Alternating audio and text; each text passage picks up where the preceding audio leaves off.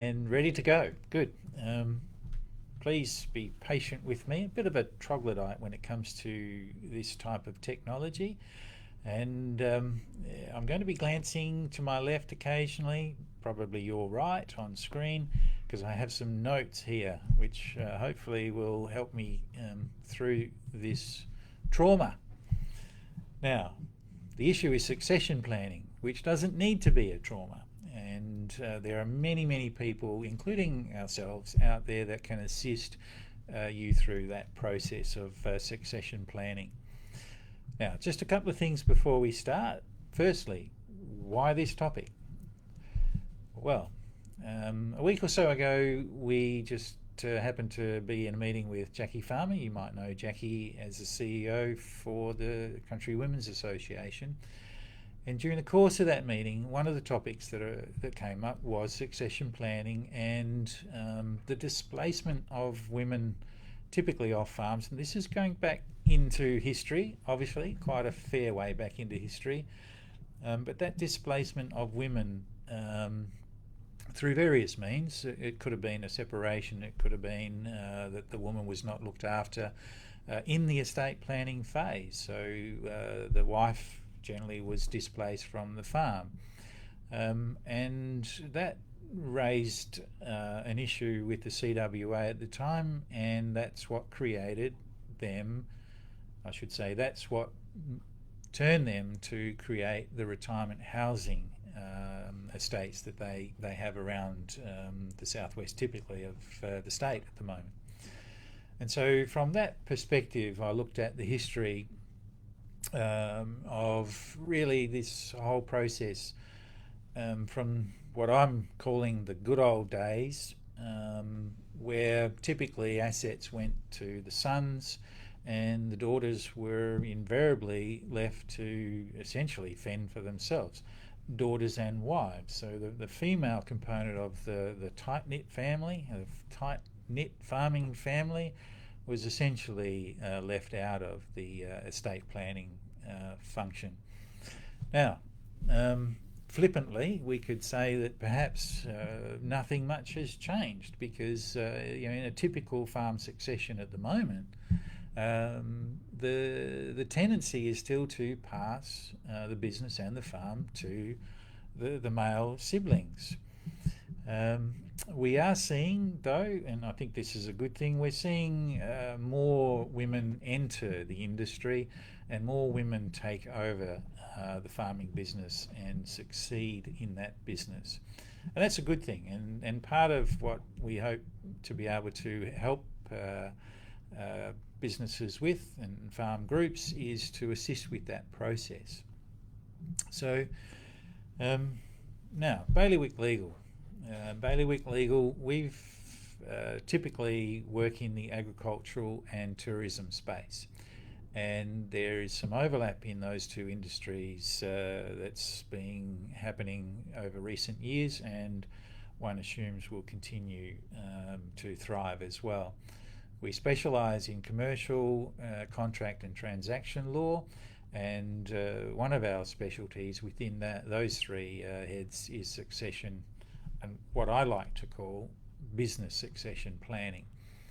Because ultimately, within a farm business environment, what you're passing on to your children and others is not just land. It's generally a business opportunity or a business itself.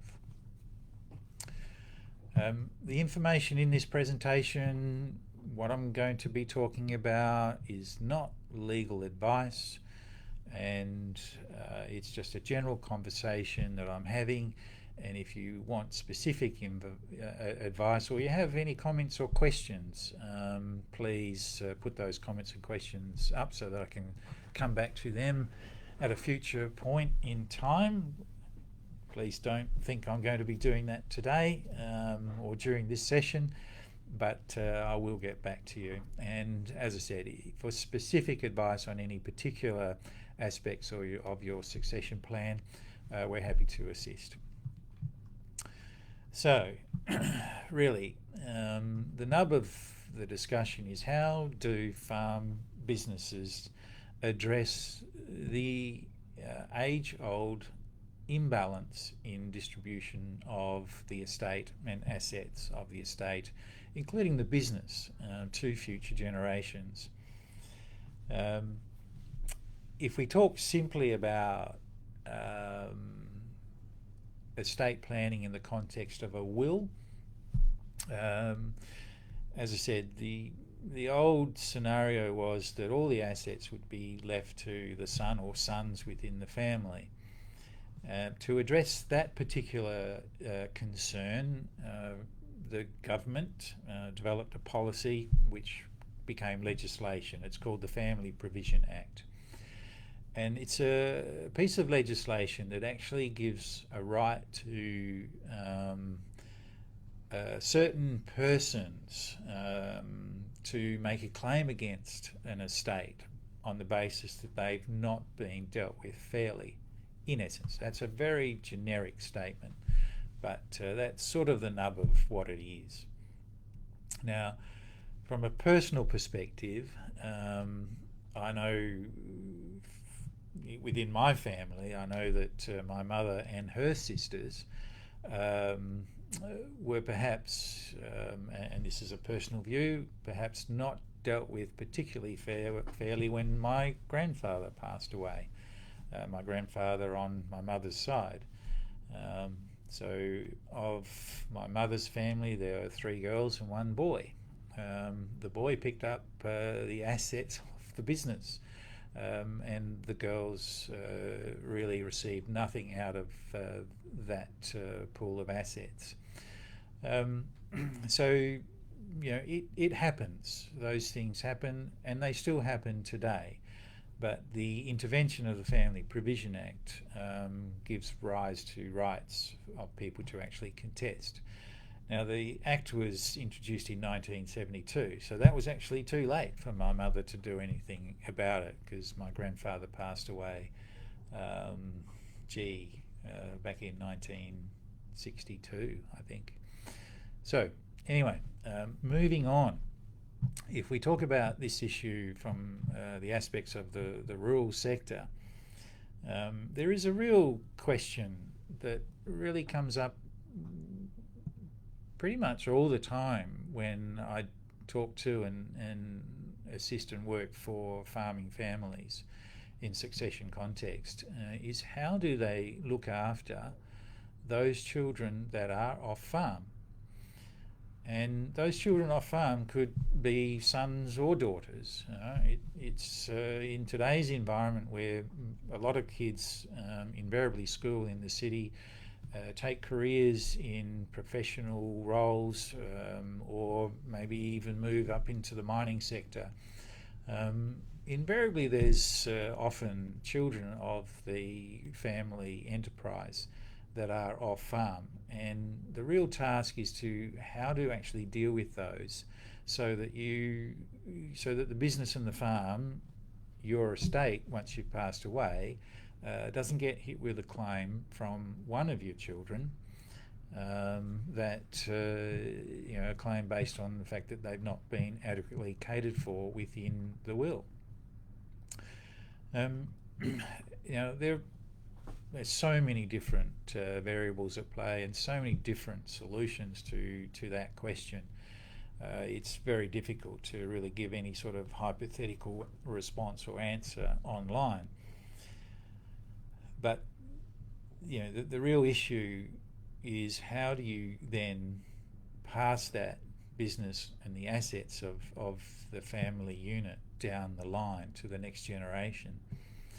And a lot of that, I must say, can actually be done by forward planning. Often, and I think this is something that's occurring more often now than perhaps even 10 or 15 years ago, the generational farmer looking to retire or get off the land is actually passing assets during the course of their lifetime down to their siblings, to their children, I should say, so that the children actually get the benefit of that business and succession before the parent passes away. And that that's actually quite a good solution to a potentially inherent problem. However, you know, there's always a catch to these things generally. Sometimes in passing a business to the next generation, you still need to consider, well, I've got, say, 3 children, one's farming, that person can get the business of the farm, but how do I then look after my other 2 children that won't get the benefit of that large asset? And so those issues do tend to come into play, and often the process of planning deals with the distribution of, I'll say, wealth. It might be cash, it might be parcels of land that are investment properties, and those things can be passed to children that are actually not on farm.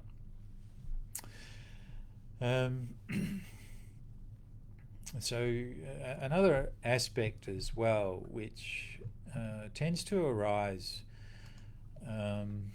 somewhat frequently, is where there's a blending of families, typically. So if we look at perhaps a historic aspect, where 2 brothers would farm together, and those 2 brothers have been farming together, let's just say 35 years, and either one or both of them now wish to retire. And let's also work on an assumption that both brothers have their own extended families. They're both married and then both have children. How do they collectively deal with the succession of the business that the brothers have developed and set up? How do they split that business and then cater for their respective wives and children? That can be quite problematic. It can be quite problematic when the structures that have been put into place for those 2 brothers, such as a partnership or trading enterprise, which they're involved with, but might be structured with a trading trust and individuals, where plant and machinery might be actually held in a different entity that they both control, again, where land might be held in trusts or a multiple of trusts that, again, they control, but in a mixed context. And so you have these situations which can be very, very complex and very, very difficult to unravel. And it's really a lesson, I think, in not only looking at the succession context, but also looking at the development context. So when you're building your asset base, what's an appropriate entity or vehicle to put these assets in, so that in 30 or 40 years' time, you can separate those assets out without, let's say, a capital gains tax impost or a duty impost. Now, the old vehicle that was typically used was a trust. Trusts have some significant problems attached to them these days when we consider this separation and succession issue, and also in the sense of duty imposts. The exemption process from having to pay duty on a farm family transfer can actually be lost if the trust is not structured properly and appropriately. And I know from my own personal experience in helping farmer clients that typically trusts that were put together back in the 60s, 70s, 80s typically don't have the flexibility to allow for that duty exemption to be gained. I have seen some trusts more recently put together too that similarly don't have that flexibility, which I find extremely surprising, because every lawyer and accountant in WA should be aware that in 2012 there was a decision dealing with this very issue, so people should be actually aware of that. Anyway, sort of digress and perhaps gone on a little bit of a tangent. Sorry for that. But the point I'm trying to make is that it's very, very important to look at your initiating structure. If you're going to go into a partnership, think about, well, what happens if a partner dies? Unless there's a written document dealing with that scenario, then the law says when a partner dies, the partnership is automatically at an end.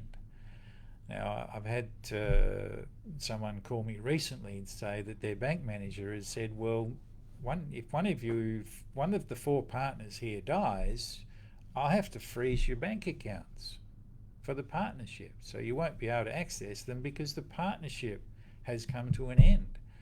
And so, that's a real problem. If you've got a significant amount of money floating around in your bank account, or you expect a lot of money in there and you want to be seeding and you need access to that money, well, too bad. So sad. You might actually miss out. There's no humour in that, but it is a bit funny, isn't it, if you're in that situation unwittingly. So when you're starting out, when you're looking at developing these structures, make sure it's all right and there's some forward-looking aspect actually done.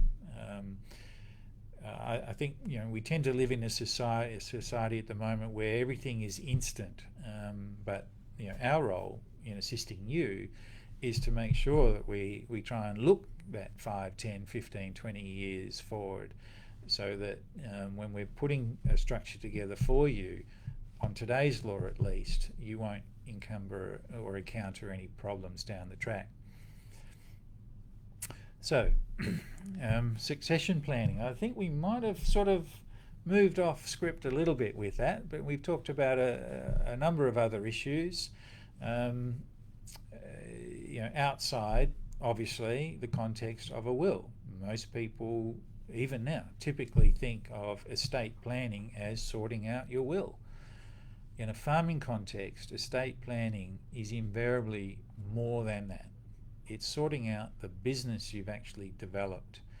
And that will be usually inclusive of land, machinery, and often stock, as well as off-farm assets, share portfolios, superannuation, life insurance and the like. So there's a whole raft of issues that really just need to be dealt with, in addition to preparing your will, which is so important as well. So we are here to assist you. Happy to take questions, as I said, and comments, and we'll get back to those people who have.